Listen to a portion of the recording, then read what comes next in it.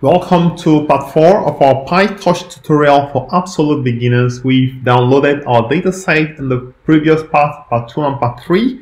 And in this part 4, we are going to actually try to take a look at these images to see what is there.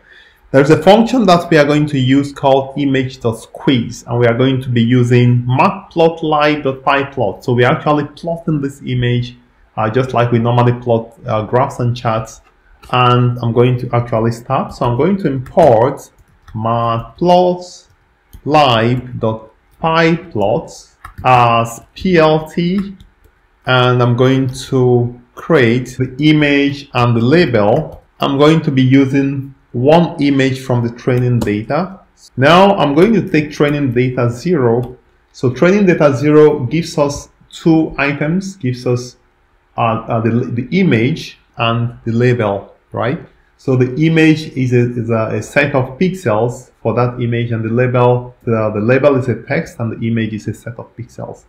Okay, so let's go ahead to try to plot. I'm going to say plt.img show. You already know that this is how you plot image data, img show. But now we are going to now call the command image.squeeze, converting all the pixels to actual display on the screen. So squeeze, and we are going to use is a black and white image, so we are going to say cmap is equal to gray.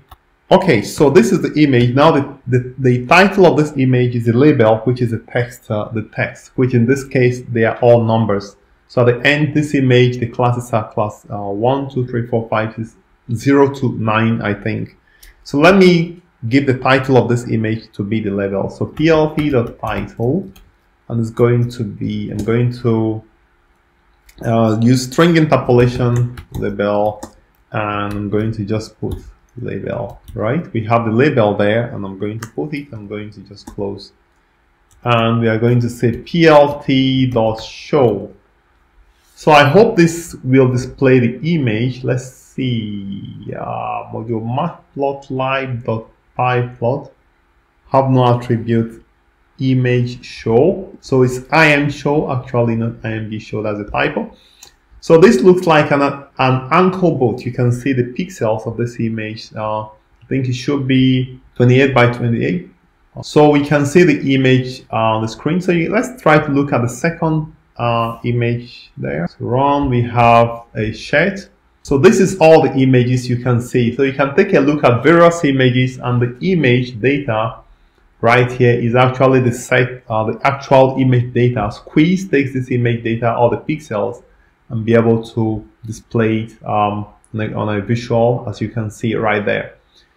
So I'm going to stop here in step 5. Let's take a look at what we are going to be doing in step 5. In step 5, we will now create the data loaders to be able to load this data into our environment. I'd like to stop here, and please remember to subscribe to my channel so that you don't miss any update from me.